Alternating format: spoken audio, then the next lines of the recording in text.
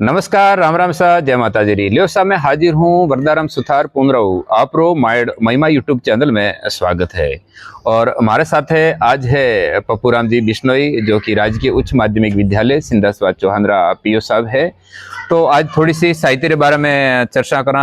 पप्पू जी, आपने जो कि साहित्य प्रति आपकी गहरी रुचि है, तो आपने हिंदी साहित्य में कौन सा कवि है जो कि आपने खूब यूं अच्छा लगते हैं? यूं मेरे को वैसे हिंदी साहित्य में कवि तो बहुत सारे हैं, मैंने पढ़े भी हैं।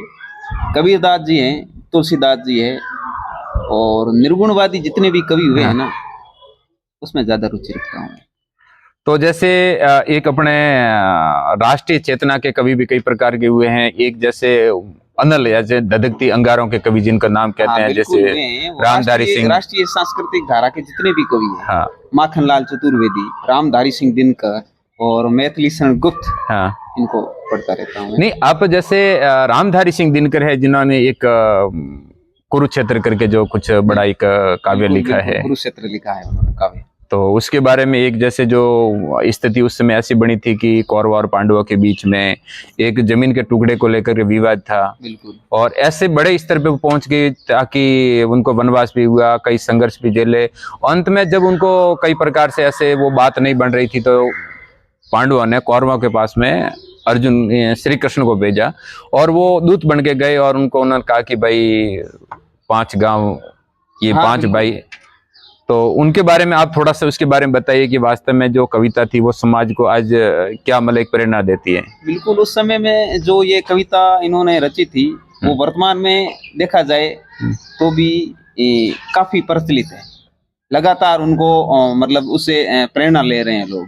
बिल्कुल। वैसे जिस तरीके से कोई भी चीज है या कोई बात हो, उसको कोई बड़े के कहने के बाद में उसको मान लेनी चाहिए। नहीं मानने पर उसका परिणाम है वो मतलब थोड़ा सा। हाँ, वैसे अगर समाज में देखें तो आजकल जो पहले की जो धारा थी, और जैसे तो वास्तव में वो अभी साबित भी हो रही है। और कहा भी गया है कि अनीति से जाते तेजराज और वंश तीनों ताड़ा दे गया कौरव रावण ने कंस। तो अपने को अभी वर्तमान समय में जो कौरव और पांडवों के बीच में जो इस प्रकार की जो घटनाएं थी, उससे अपन को सबक लेते हुए, प्रेरणा लेते हुए अपने जीवन को इस प्रकार से मतलब अगर अपने जिए कि फालतू के विवाद में न पड़े।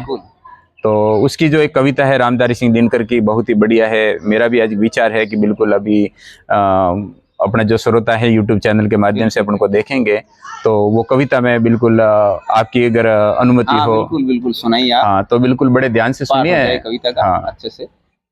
तो आपको पता है कि कौरव और पांडवों के बीच में जमीन के कारण पूरा विवाद था, और फिर वो कृष्ण भगवान दूत बन के गए, तो उन्होंने उनको समझाया। तो दुर्योधन आवेश में आके कहने लगा कि आधे राज्य की तो क्या बात है, मैं तो जो सुई की नोक है उसके बराबर, 5 गांव तो क्या सुई की नोक के बराबर भी मैं उनको जमीन नहीं दूंगा। तब कृष्ण भगवान ने अपना एक रूप विराट किया, और फिर दुर्योधन आवेश में आकर उनको बांधने के लिए गया। तब रामधारी सिंह दिनकर ने उनकी जो कविता है अपने शब्दों से बांधने का जो प्रयास किया है, बहुत ही मतलब जब जब इस कविता को अपना कहीं सुनते हैं या इस प्रकार से मन में भाव भी आते हैं, तो वास्तव में जीवन को एक जीने की प्रेरणा देती है। तो लोसा मैं अभी आपके सामने उस कविता को पेश कर रहा हूँ कि वर्षों तक वन में घूम घूम बाधा विघ्नों को चुम चुम से दुर्गम पानी पत्थर पांडव आए कुछ और निखर। सौभाग्य सब दिन होता है, देखें आगे क्या होता है। मैत्री की राह दिखाने को, सबको सुमार्ग पर लाने को, दुर्योधन को समझाने को, भीषण विध्वंस बचाने को, भगवान हस्तिनापुर आए पांडव का संदेशा लाए। दो न्याय अगर तो आधा दो, पर इसमें भी यदि बाधा हो तो दे दो केवल 5 ग्राम, रखो अपनी धरती तमाम। हम वहीं खुशी से खाएंगे, परिजन पर असीन उठाएंगे। दुर्योधन वह भी दे न सका, आशीष समाज की ले न सका। उल्टे हरि को बांधने चला, जो था असाध्य साधने चला। जब नाश मनुष्य पर छाता है, पहले विवेक मर जाता है। हरि ने भीषण हुंकार किया, अपना सुर विस्तार किया। डगमग डगमग दिग्गज डोले, भगवान कोपित होकर बोले, जंजीर बड़ा अब साध मुझे, हाँ हाँ दुर्योधन बांध मुझे। ये देख गगन मुझ में लय है, ये देख पवन मुझ में लय है। मुझ में विलीन जनकार सकल, मुझ में लय है संसार सकल। अमरता फूलता है मुझ में, सहार झूलता है मुझ में। भूतल अटल पाताल देख, गत और अनागत काल देख। मुट्ठी में तीनों काल देख, मेरा सुर विकराल देख।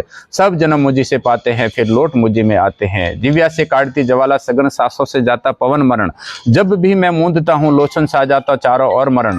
बांधने मुझे तू आया है, जंजीर बड़ी क्या लाया है। जो सुनने को साध न सकता है, वो मुझे बांध कब सकता है। ये तो वचन नहीं तूने माना, मैत्री का मूल्य ने पहचाना। तो ले अब मैं भी जाता हूँ, अंतिम संकल्प सुनाता हूँ। याचना नहीं अब रण होगा, जीवन जय या कि मरण होगा। टकराएंगे नक्षत्र निखर, बरसेगी भू पर वहनी प्रकर, फन शेष नाग का डोलेगा, विकराल काल मुंह खोलेगा, दुर्योधन रण ऐसा होगा फिर कभी नहीं जैसा होगा। भाई पर भाई टूटेंगे, विष बाण बूंद से छूटेंगे, आखिर तो भूषा ही होगा, हिंसा का पर्दा ही होगा। थी सबासन सब लोग डरे, चुपते या बेहोश पड़े, केवल दो नर न गाते थे, धृतराष्ट्र विदुर सुख पाते थे, कर जोर खरे प्रमुदित दोनों पुकारते थे, जय जय जय। जय हिंद, जय भारत। और जितने भी जो श्रोता हैं, दर्शक गण हैं, उनसे मैं निवेदन करना चाहता हूं कि ये अगर कविता मेरे साथ में जो पप्पूराम जी मांझू निवासी मोखावा के हैं, मैं वरदाराम सुथार गांव पूनराऊ, जो कि अगर आपको अच्छी लगी है तो इसको लाइक करें, कमेंट करें और शेयर करें, और उसके बारे में हमको व्हाट्सएप के माध्यम से भी प्रतिक्रिया देते रहें। बहुत बहुत धन्यवाद साहब।